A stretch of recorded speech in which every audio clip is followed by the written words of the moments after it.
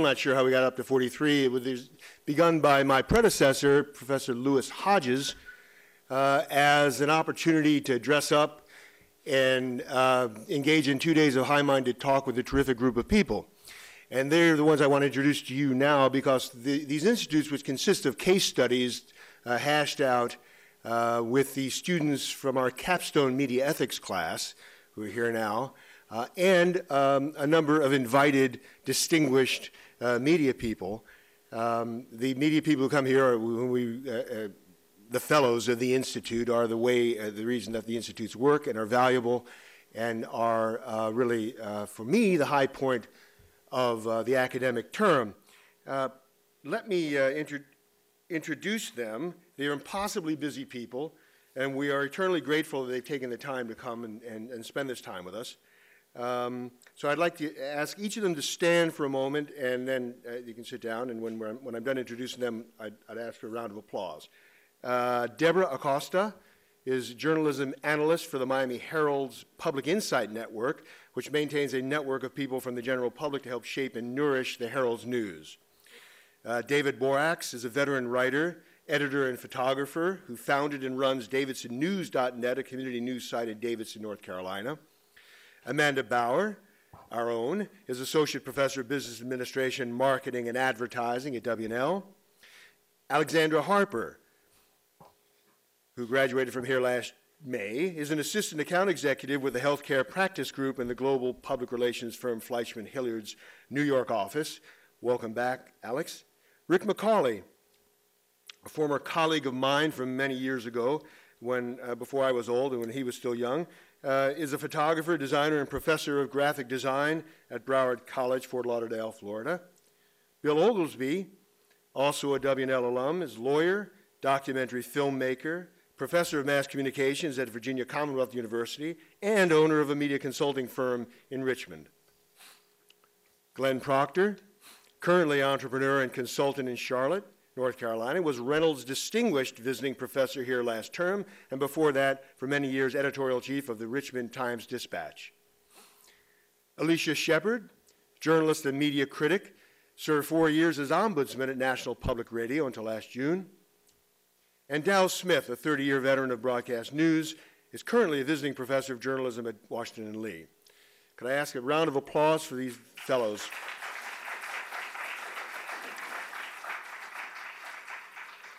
Now, this is the 10th year I've had the privilege of organizing these institutes, and I have to say, it may sound like a commonplace, but they've all been in the shadow of a truly revolutionary, historic transformation in the world of media. Now, we use these words, transformation, historic, revolution, too often, and that keeps us sometimes from understanding accurately just what has happened around us. Every ordinary person with internet access can get his or her hands on more information now than the best sourced journalist on earth could when I started as a reporter a generation ago. Every ordinary person with internet access can get his or her hands, that same person with internet access can reach more people from an iPhone while walking to class than the most influential newspaper could have reached a generation ago. So the two privileges that professional communicators relied on, privileged access to information and privileged access to the means of distributing that information, have been annihilated. So what's going on, and what should we make of this enormous, unprecedented expansion of communicative capability? Well, there are few people out there who have contributed as handsomely to answering that question as our keynote speaker, Dan Gillmor. Through his 2 books, Media Active and We the Media, and through his speaking, writing, and now his directorship of the Knight Center for Digital Media Entrepreneurship at Arizona State, Dan Gillmor has emerged as one of a small number of thought leaders who are doing genuinely pioneering work in reimagining media in the digital age and nudging journalism toward a more democratized, citizen-based form of civic discourse. Dan entered this line of work after being in the right place at the right time and having the wit to recognize it. He joined the San Jose Mercury News in 1994, covering the dot-com revolution for Silicon Valley's hometown paper. His blog is thought to have been the first in a mainstream news organization. Before going to California, Dan had spent 6 years at the Detroit Free Press and worked at smaller papers in Vermont and Pennsylvania after graduating from the University of Vermont. His first book, We the Media, Grassroots Journalism by the People for the People, it's a book on citizen journalism. It's been widely translated, most recently into Korean and Arabic. His latest book, Media Active, sets forth transformations in the practice of journalism in the digital age in a bold and provocative way. Dan has also been a technology player in his own right. As an early investor in startups, including Silicon Valley-based Wikia, Inc., founded by Wikipedia founder Jimmy Wales, and Seismic, an online video company. Dan is co-founder of Helsinki-based Doppler, a travel-related startup acquired by Nokia in September 2009. In short, Dan Gillmor brings an unusual breadth of understanding of communications, technology, and business to the problems of ethical practice in the digital age, and we're indeed lucky to have him here today. So please join me in a warm Washington Lee welcome for Dan Gillmor.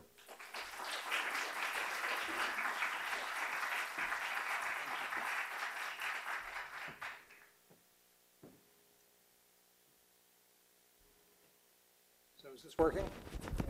Okay, great. Ed, thank you for that introduction, and it's a huge honor to be here.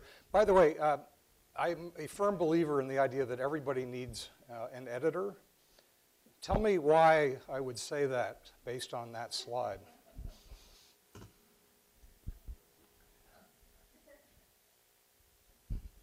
We just lost our video. Oh, I got it. Okay. Hope I don't cause further trouble here. All right.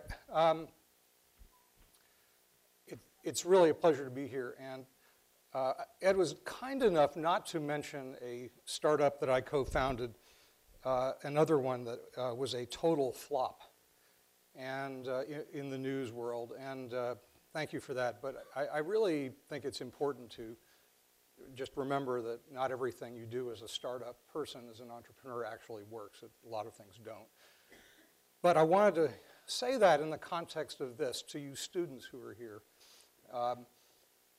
I am insanely, wildly jealous of you because you are starting out at a time in media which is, yes, problematic in terms of the business models, but there's never been greater opportunity than there is today to do new stuff and to basically create the future out of the semi-rubble of what is being created now. You're going to be the ones who figure it out, not my generation. And I really wish I were your age starting right now. It would be so much fun. So just do things, try things, experiment, and don't worry about stuff that fails. It's okay. I'm going to go through a quick, I hope, I'll go through some of these quite fast, bunch of slides about sort of where we've come from, what the condition is now in journalism in terms of supply, some demand questions, a little bit about the ethics, and then maybe what I think could be some answers to some of these ethical issues, which I don't believe are solely the province of the people who are creating information. I think actually the answers are in large ways going to be up to us, people who have been just an audience until recently. That this is going to be a shared responsibility to get the ethical issues right and not just something for the people we call journalists. So a quick history just to bring us up to where we came from. Thinking about media going back a long way, this is the cave drawings, certainly a form of media, maybe the scrolls, the papyrus would be a 0.5.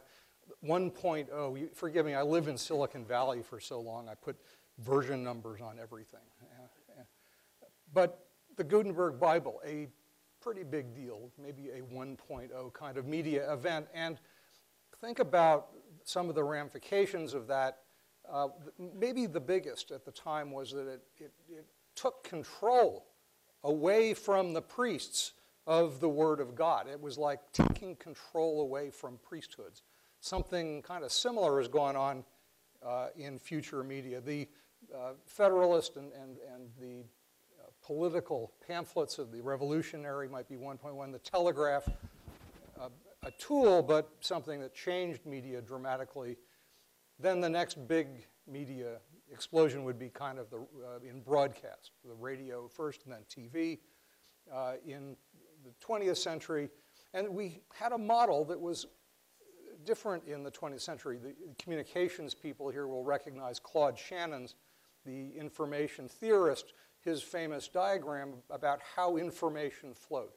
And that really was the way we did it in the last century for the most part. That was the way media worked. But this is the new world we're in, and with a different kind of flow of information than we've had in the past.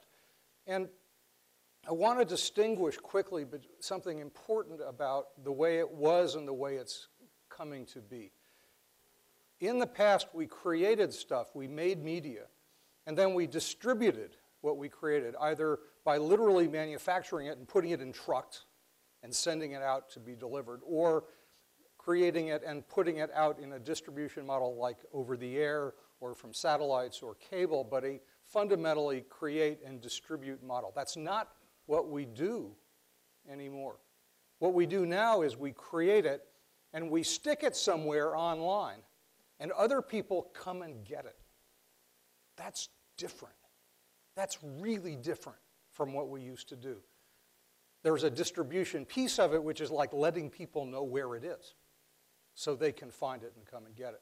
But it's not the old way, and if we don't recognize that in the media world, we kind of don't get anything we're doing. The consumers are now creators and collaborators, which is the real future I'm interested in and working a lot on, is the collaboration part. It's amazing, and it's one little example of that is in the sensor network that's being created with kind of personal-sized Geiger counters in Japan to do things that the government and the media there won't do, but the human beings will do. We're going to be doing a lot of this.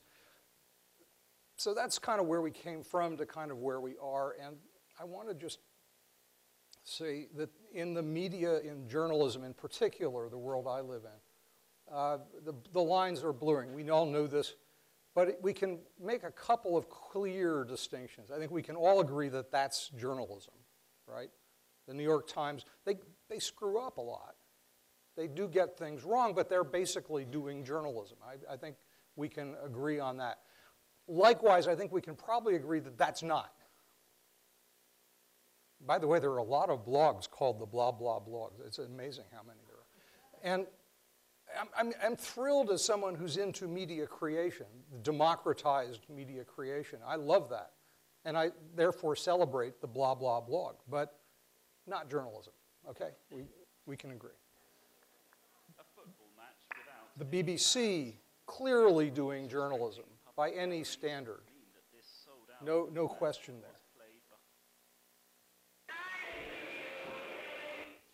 Nat and Foxy, not so much.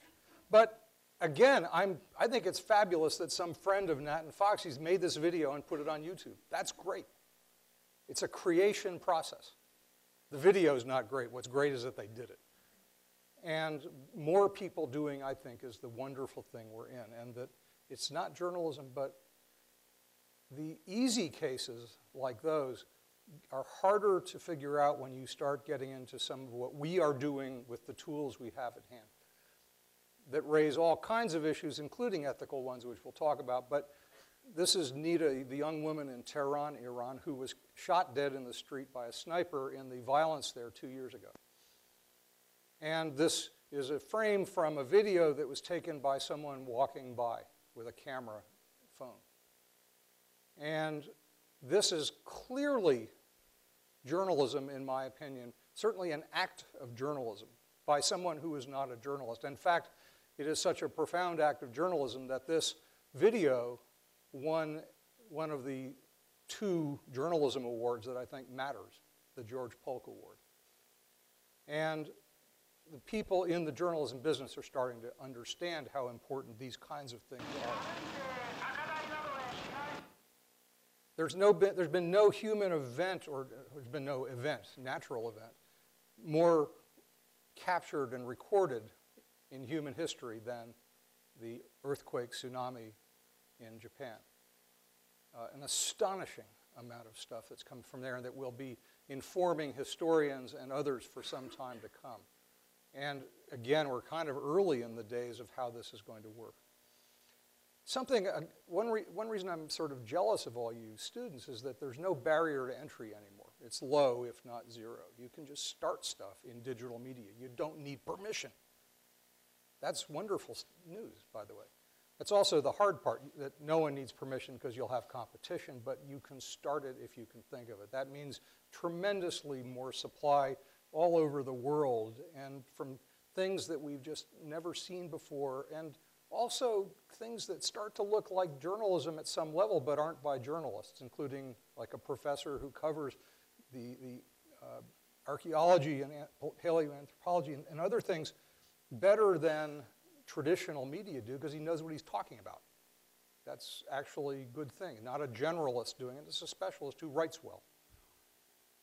The cases get more difficult when you start getting into people who are advocates. Human Rights Watch does the best reporting, that is gathering of information. That's the part of journalism I'm talking about, reporting. The gathering of data, of interviews, of documents, et cetera.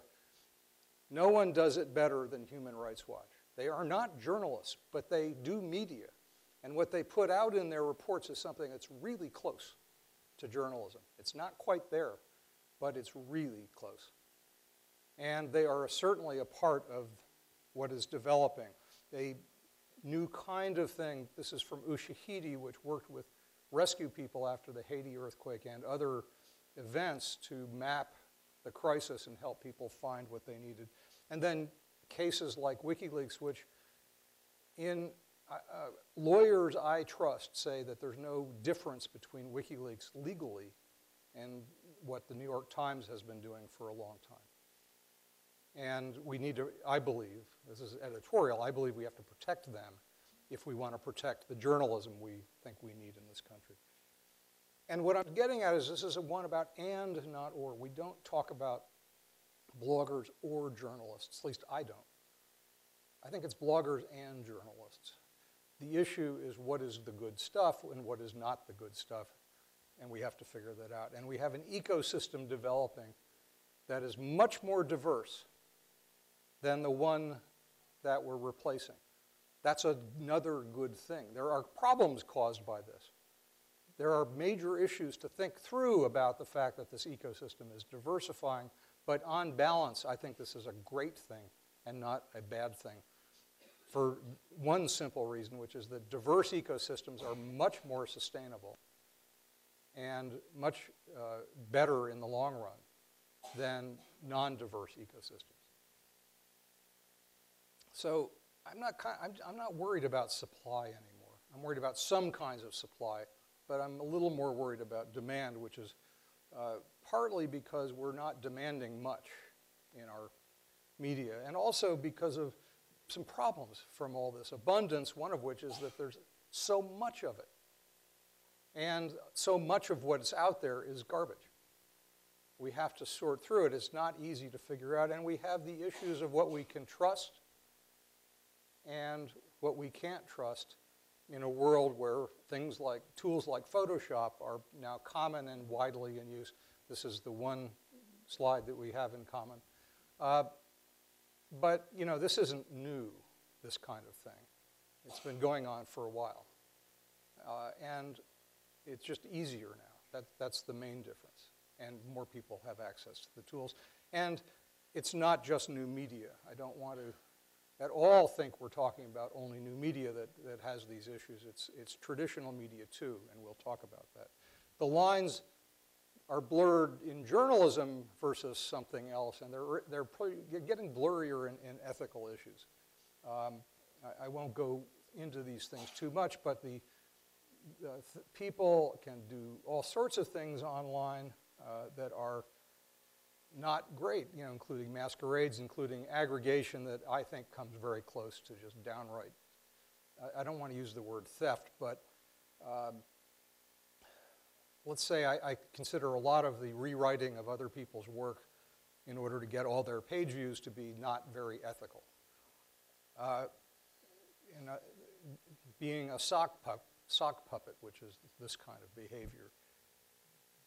Corporate interests constantly creating new kinds of so-called think tanks or entities that are designed to disguise who's behind them to try and influence the public debate. This is a thing that I call opinion laundering. And it's not a good practice, and we have to be on the lookout for it. The ability of people to collaborate and edit.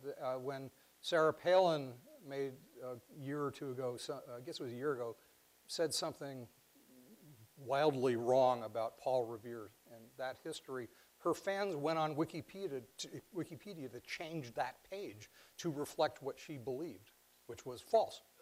And it's kind of weird, but it was caught quickly. Another major ethical issue, and this is prevalent in technology journalism, has been for a while, and it's getting more so with the rise of blogs. The gentleman in the picture is Mike Arrington, who started an extremely popular tech blog called TechCrunch, which he sold to AOL a year ago or so for about a rumored $20 million, and had so many conflicts of interest it was hard to count them all. But there's a certain attitude in the tech world that in Silicon Valley used to have a saying that if you don't have a conflict, you don't have interest. That's a little strange too when we're thinking about it. That's a reply to that posting about the ethical standards by someone who was being criticized. Another ethical issue is people clamoring for page views over all else in order to generate advertising money. This is happening a lot too. But again, not just the new media, lots of old media things we have to worry about. And Rupert Murdoch and company have more to worry about every day, in London especially. The scandalous behavior of the major TV broadcast news people who have still not owned up to this in most cases. Some of them are still putting on these same sock puppets, which is essentially what they have become, and without disclosure. It's fine if they're going to disclose, not if they're not. Again, it's not just new media that borrow, put that word in quotes, from traditional media, and advertising gets different in the online world in ways that we're not clear about. This is from the Los Angeles Times. Below a story, you see links to other stuff on the web. What do they call it? From around the web. Well, not unless you click that link that says, "What's this?" do you learn that this is paid advertising. And even then, it's not obvious that it's paid advertising based on the description. I had to actually call the company doing this and say, "Are you saying this is ads?" And they said, "Well, yeah." Well, I'd like to know that. And again, it's our traditional organizations that have conflicts too, not just the new ones. And speaking of conflicts, this is a partial list of my conflicts of interest. Ed mentioned a couple of companies I've invested in, but I have, if I were, well, I couldn't be hired at this point as a traditional newspaper to cover tech because I've been investing and doing it for a while. It's not something that's a trivial issue. I'll come back to it, a fairly absurdly long disclosure page about what I do. And if I write about something where I'm connected in any way to it, I disclose that. So what are we doing? What do we do about these ethical questions? I'm going to sound a little old-fashioned here, but I think it's going to come back to some principles that are fairly traditional ones, but that we can update and do better in this digital age because we have better tools at hand with which to both be better as the former consumers. Jay Rosen puts it nicely. He says, the people formerly known as the audience, that's us. We're part of it now. And it's also, I think, important for the people who are media creators, which is also all of us. to be part of this process. Let me just quickly go through some of them. The principles are really just in two ways. Use the media, don't consume it. And if you're going to be a creator, which I hope everyone will be, do it in an ethical manner. So the principles, again, I don't like the word consumers. I never have, but we'll have to use it in this case. The first one is to be skeptical of absolutely everything. And I think that in politics, it's now necessary to disbelieve everything that you see in political advertising, because for several reasons. One is that politicians are not just allowed to lie with impunity in their advertising, and in their interviews, they're kind of encouraged.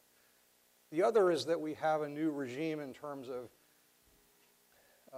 political advertising by so-called third parties supporting or against one side or another in a political race or other issue, who don't have to disclose who they are and can raise millions and are raising millions of dollars, probably going to be north of a couple of $1 billion in this election cycle, of totally untrackable money. And my view is that if you are not willing to say who you are in a political ad, you should automatically be disbelieved. So I'm actually encouraging people to if you see a political ad, I encourage you to believe the opposite. Don't just disbelieve it, believe the opposite. And not until people start doing this with some form of ethics do we have any reason to trust any political advertising. That's too bad for the ones who aren't lying, that thin little minority. But still, I don't think we have an alternative. When I say be skeptical of absolutely everything, I don't mean being equally skeptical of everything. That's one of the fallacies that people make. And so this is what I have in my mind. I have a kind of credibility scale that I think of, where the BBC, an organization whose work I trust enormously, starts off way in the positive territory and anonymous comments on a random blog way over here. What I want you to notice, and this is an important point, this scale, the plus 30, minus 30 are arbitrary, but the scale, the important thing is it doesn't start at 0. An anonymous comment on a random blog, that person would have to work incredibly hard just to have no credibility at all. Do you see what I'm getting at? Some things are so lacking in credibility, they suck it out of the atmosphere. They have to work to gain 0. An example of someone I thought worked really hard to get back to 0 was Andrew Breitbart, who I think was one of the most talented people in the world, but did things I didn't approve of journalistically, but actually then he later on started doing things that were verifiable and got back to 0. I was gaining respect for him. And we have to think of these things in that term. Another one for the so-called consumer, and it's just all of us, we got to ask our own questions. We have no choice. And we can't obviously jump on a plane and go to Afghanistan and re-report the New York Times story this morning. But we can do a lot more questioning and a lot more reading widely outside. By the way, the Wikipedia question keeps coming up. I don't know what they tell you here. Here's what I tell my students. It's the best place to start and the worst place to stop. And it's not always the best place to stop, often to start, but it often is, and it's always the worst place to stop. And by the way, I put that to Jimmy Wales, the co-founder, and he completely agrees. So if Jimmy Wales agrees, then it must be true. Incidentally, the Wikipedia page about me has been wrong for 2 years. And I'm not allowed, under the rules, to fix it. Another for the consumer is to get outside of our comfort zone. Challenge your own assumptions, always. used to spend a lot of time as a technology columnist asking myself, well, why am I wrong about what I think I believe? I'm probably wrong because it changed so fast. And if I started getting sure about things, that was usually when I was about to become either wrong or missed some big new thing. If I didn't keep asking myself, why may I be wrong at this point? And to go outside your comfort zone politically and culturally is also important. So I read Global Voices as a project that I'm an advisor to about, which is blogs from around the world translated into English. It's a wonderful way to understand a little bit more about some people we never would come in contact with otherwise. And then the final principle for the so-called consumer is to learn media techniques, something folks who are younger are already very good at, but not so good, I think, at the techniques of how media are used to persuade, if not outright manipulate. That's a different technique that we all, young or old, need to get better at. We're not good at that. There are ways we can, using services like SourceWatch, to see what may be behind some stories in terms of the PR people and on and on. But this one tilts left. There are a couple that tilt right that are very good too. Think about using go look a little further if you can. We used to call the news cycle the 24-hour news cycle based on publishing newspapers, where you worked all day, put the newspaper out, and it was delivered in the morning. And then it became the 24-hour news cycle. I'm kind of the thought that it's more like this now, where it's just every second something else is happening. And how we deal with that is going to be important. Human beings are kind of wired for fast. We're kind of wired to want the latest headlines. This is actually neurological stuff. And we need to really think about how we're going to do it, because one of the problems we have is that even our best news organizations can get things wildly wrong. And when NPR mistakenly reported Gabrielle Gifford's death, I think it was a year ago, it was not because they did bad journalism. They thought they had it nailed with good sourcing. Turns out they didn't, but it was the pressure of getting stuff out and contributed to the fact that this then spread widely until it was caught. And it was actually a problem. And if you recall, more recently, Joe Paterno was pronounced dead by news media before he had actually died. This is, if you're going to say someone's dead, it's probably a good idea to be right.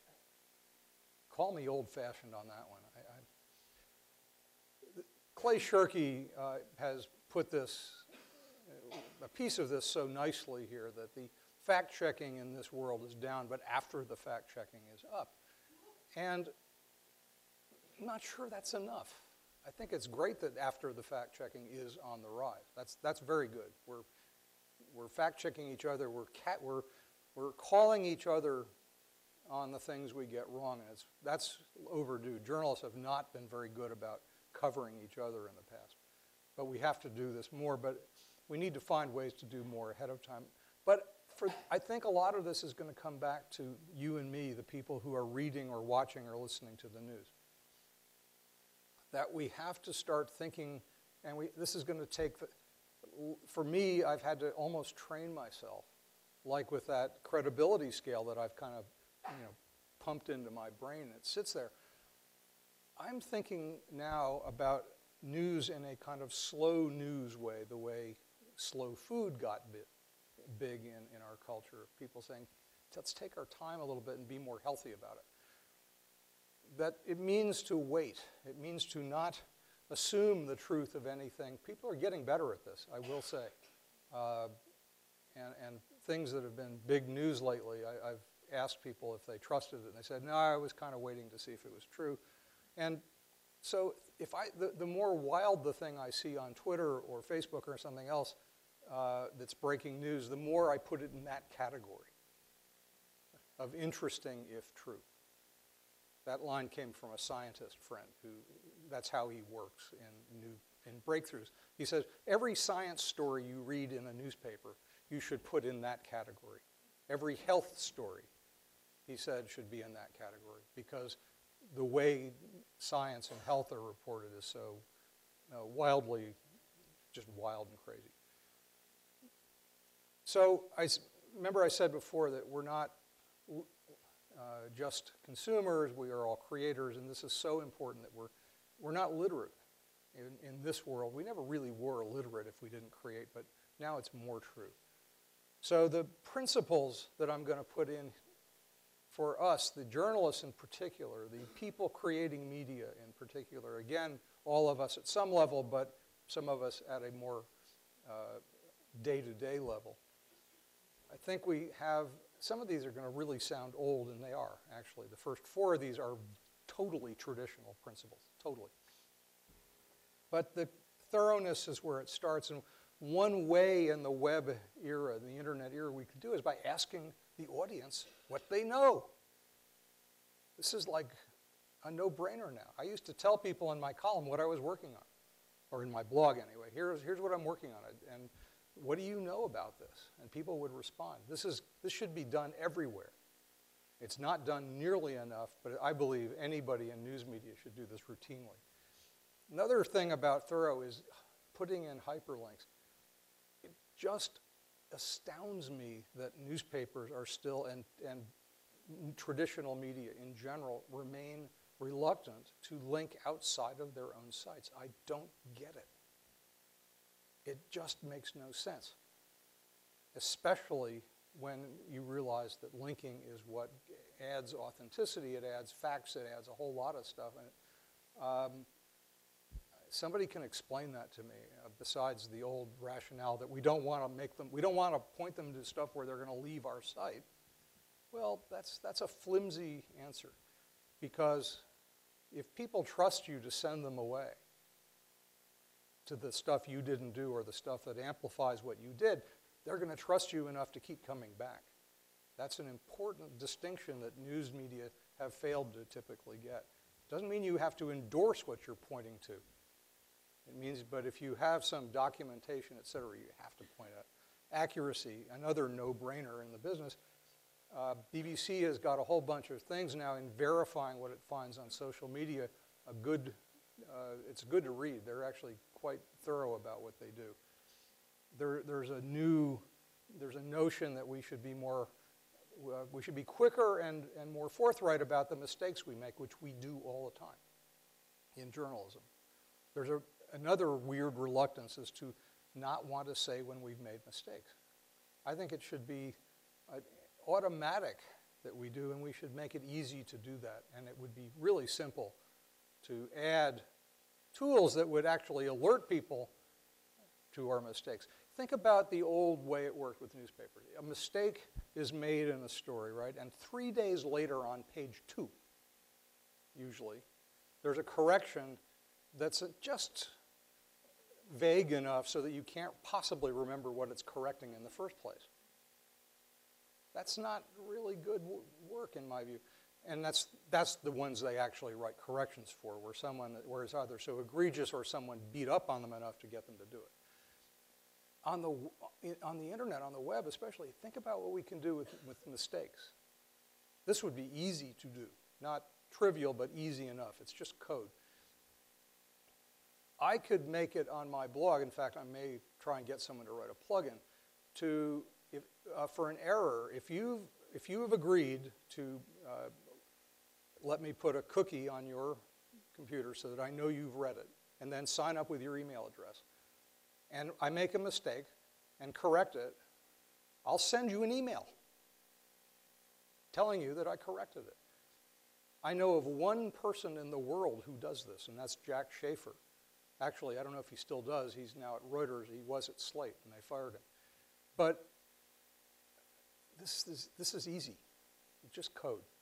Not difficult, and yet it doesn't happen. We should be much faster to report errors.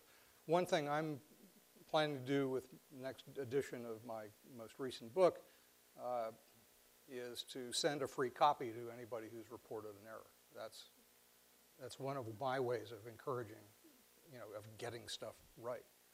And there have been a few reports. There's errors in everything. Fairness is another one. This gets a little bit squishier, but we can be fairer online than we ever could in print.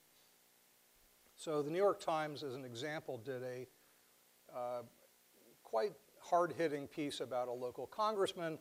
The congressman or a member of his staff wrote a reply, and the Times put it on the website and then put a response to it by the reporter responding to the response, saying, well, what the Times believed. And this was a good start. Unfortunately, it stopped there. I thought it would have been much more interesting, entertaining, and valuable if that had continued until some factual resolution. That would have been wonderful. Because, you know, it wasn't clear. I think the Times had the better of it, for sure. But the congressman did raise a couple of points. This is one of the greatest things I've seen in recent journalism, big journalism history, the NPR's ethical code that they've just published. And this is a quote from there where they are basically saying no more to the journalistic malpractice called stenography. Journalists in Washington especially think they're doing their jobs when they write down what two people say who disagree with each other and then publish that, even when one of them is lying. That's not journalism, that's stenography, and it's atrocious. NPR has made it part of its mission to say no more. If one of them is lying, they're going to say so, or maybe just not quote them. They're going to get as much of the truth as they can get out there. This is, to me, a breakthrough. I'm amazed that I have to call that pledge a breakthrough in journalism. Aggregation. There's fair aggregation, and there's unfair. The unfair is where you rewrite someone else's story, put a lot of good keywords in so search engines find it, and you get all the traffic that the originator who did all the reporting doesn't get because they didn't do enough optimization. And that's so standard today, it's not funny. I don't like Matt Drudge's politics much, but I'll tell you what, this is honorable aggregation.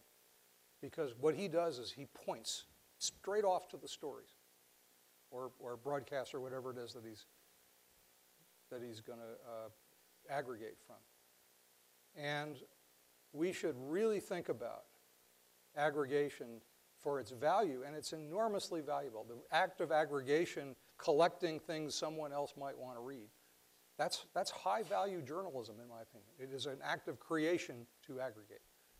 But there are ways to do it honorably and not, and this one is fair, and whatever else I think about this guy's work, this is a good example, not a bad example.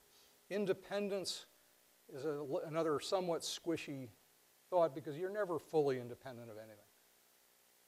But you can act independently, and you can be forthright about when you can't, something I'll come back to. But ProPublica, a wonderful news organization that was funded primarily at the start by a grant from a couple of billionaires who started and sold a big bank and made tons of money during the mortgage bubble and made some of that money in ways that are questionable. And I don't expect ProPublica to do the best journalism on that topic. They can't be independent in full of their funder. They can do some of it, but they're not going to be able to do it all. But maybe we'll have other people who take a look at it. The New York Times did. By the way, the people they were writing about thought that the Times story was grossly unfair, and in a couple of ways there were some demonstrated unfair pieces. But again, we have to think about independence in ways that are changing a little bit, but they're kind of the same old things. In our session earlier, we were hearing about what independence means. It's not a new question. And I promise you that almost no newspaper has ever done an investigation of its biggest advertiser. Just unlikely. There's independence and then there's independence. The last truly independent, well, actually, that's not fair. There are a lot of really independent journalists now because of what they can do online, but the most famous one, I hope students will look up this name, I.F. Stone. I won't even say anymore, but please look him up and see what independent journalism was about in the 1950s. And here's a principle that, whereas the first four, any journalist from the last 50 years would agree with those.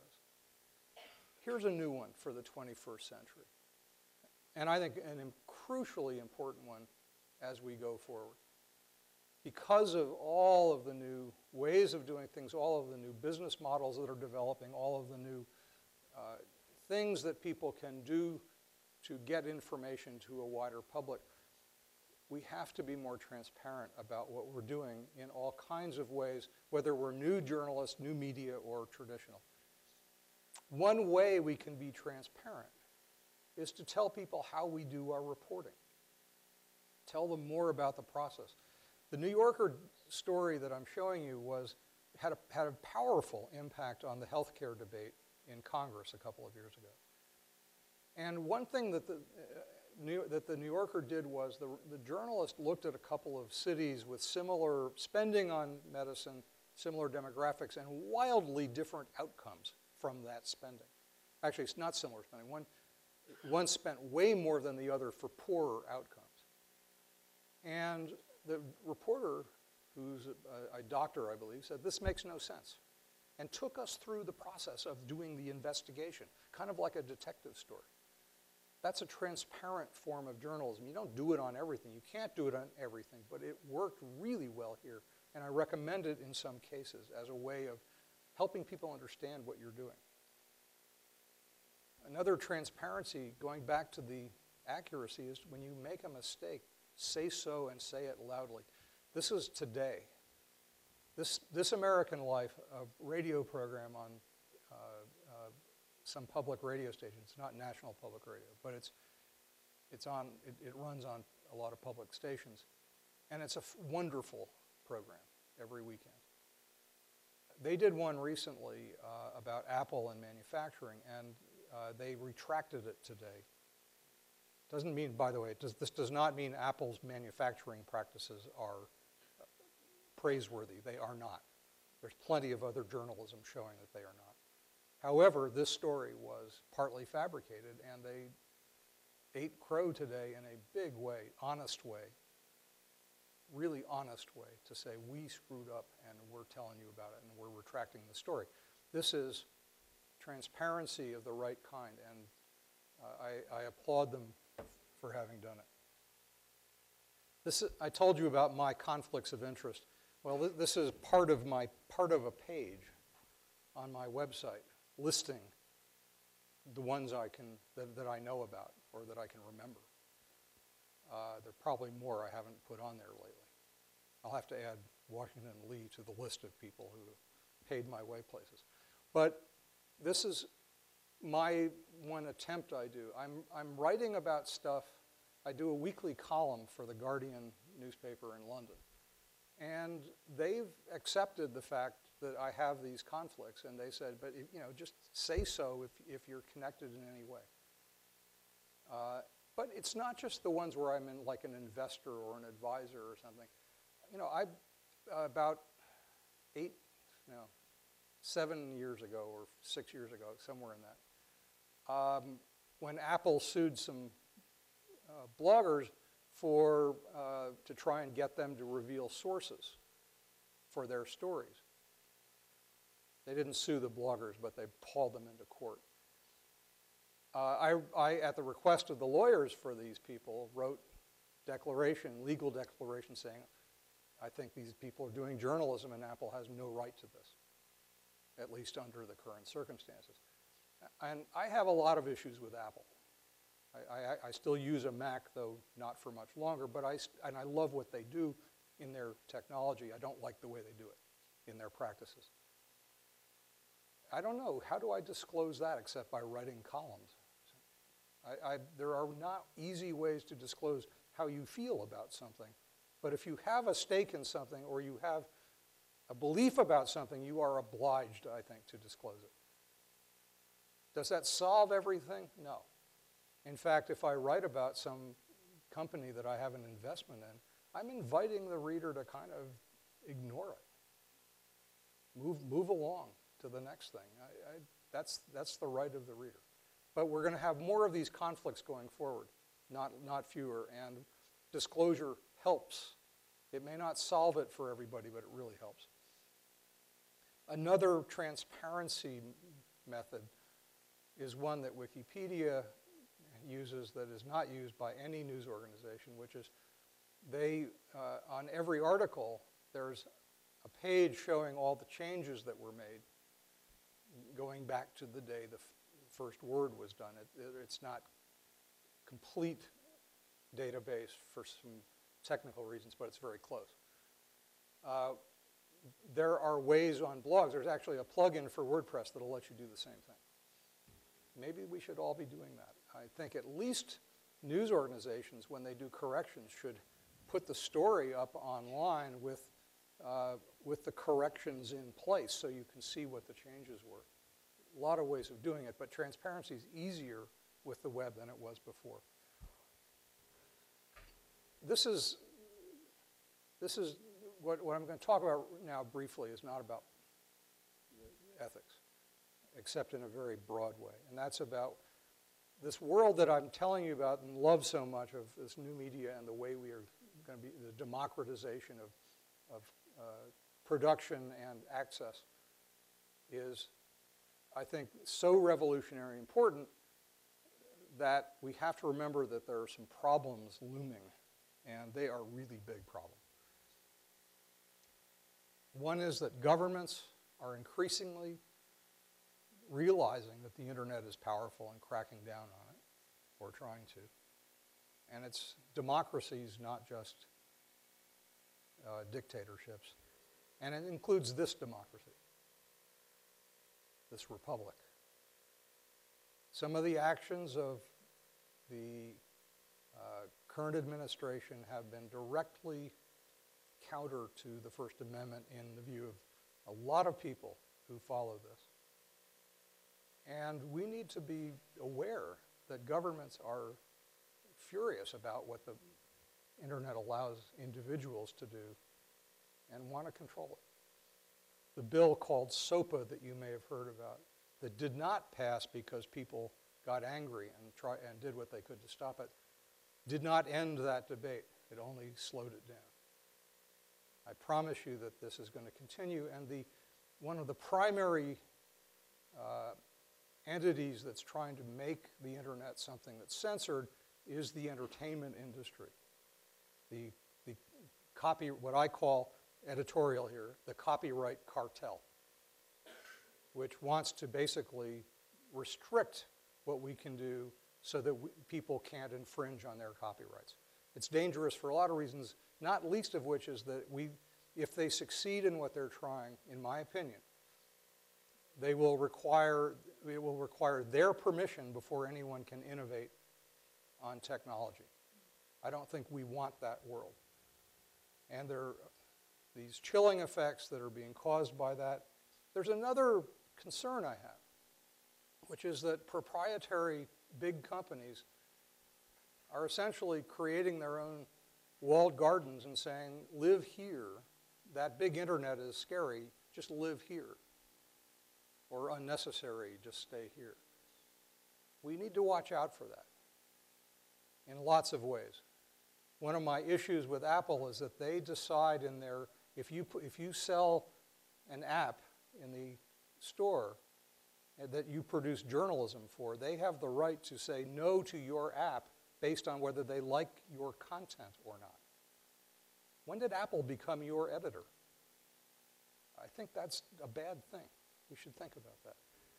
And this is obviously exaggerated, but I really do think this is how government and business would like the internet to work.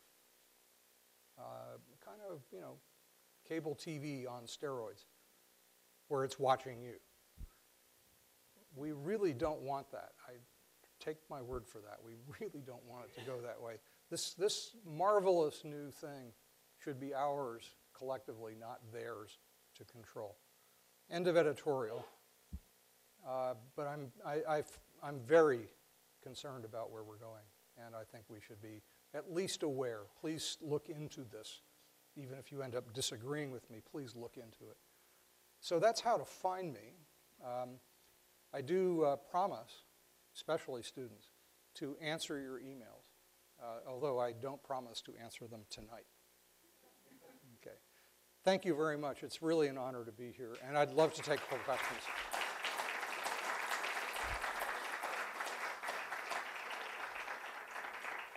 How are we on time? Ed, how much time do we have? Ed? Wikipedia. Wikipedia.